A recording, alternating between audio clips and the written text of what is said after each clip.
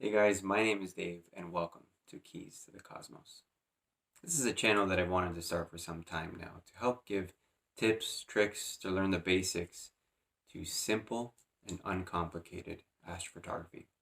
If you've ever tried it before, or maybe you've been doing it for many years, you know that astrophotography can be pretty frustrating and complicated at times.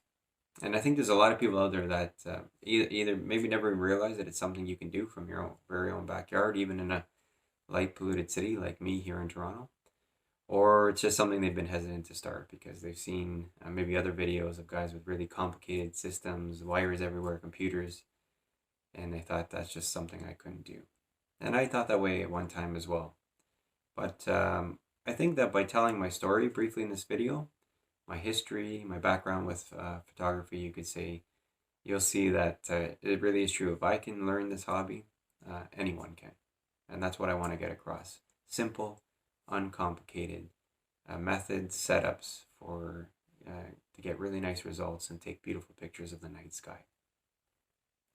So just a little bit about me. I live in Toronto, Canada, and I've been doing astrophotography for about 7 months now, so not very long. I don't claim to be an expert or anything or the best out there, not even close, but I think I've devised a very simple setup that works really well. And along the way, of course, I'm still learning, but I've sort of developed a good setup that seems to work consistently. And that's important for what can be a frustrating hobby like astrophotography. You want something that when you're going to go out, when you have an opportunity, it's going to work. You're going to come home with a nice picture or at least a lesson learned that you can apply to the next time you go out.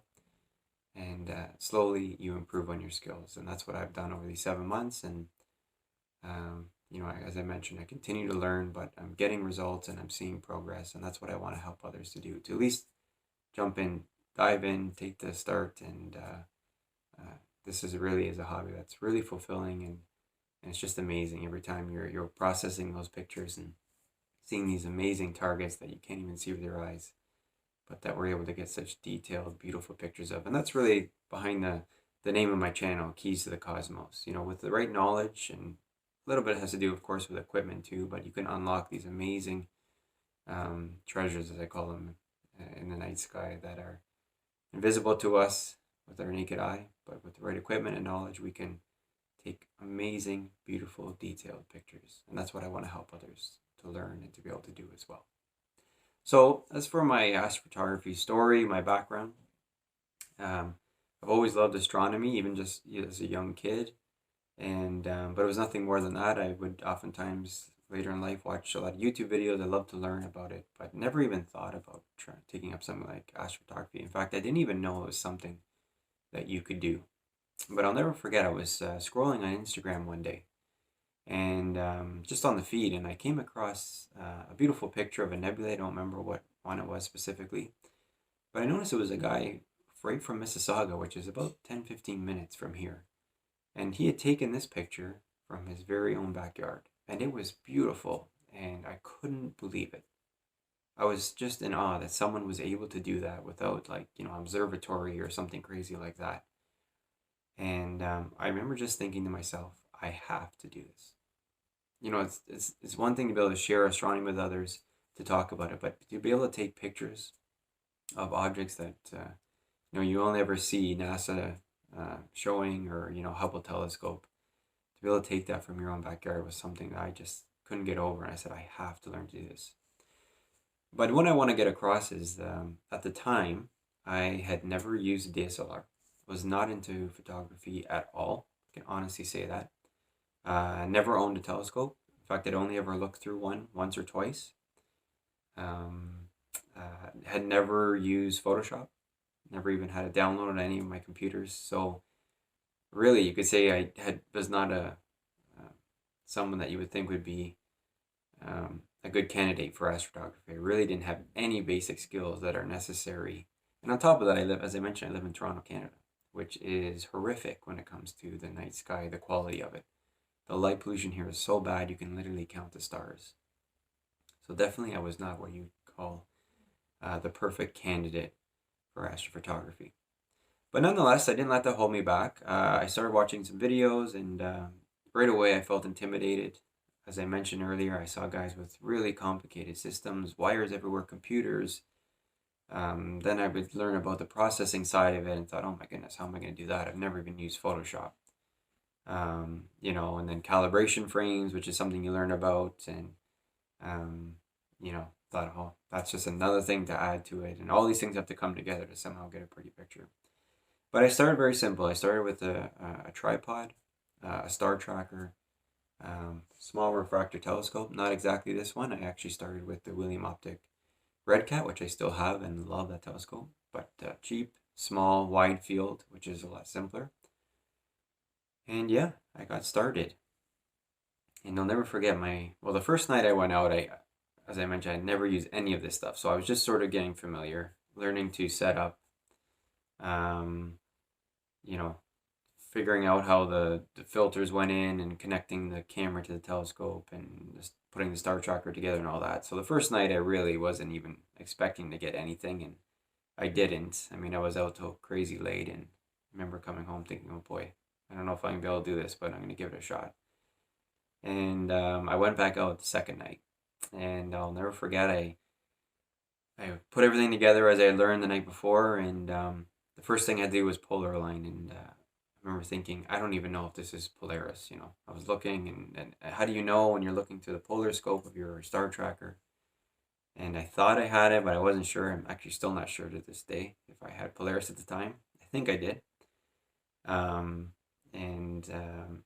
So I got that. At least I got that done. At least I thought I had, and got the telescope set. And then I didn't even know really what to point it at. I knew that there was this area in Cygnus, the constellation. I knew there was a lot of stuff there. So I figured if I pointed my telescope in that region, I'd bound to find something. Well, I guess I got fortunate because I just took a couple snaps and I found it was just sort of like a little red almond shaped, you could say, uh, something or other on my camera. So I centered it up and I just started taking pictures. And the very first mistake I ever made, I'll never forget this either.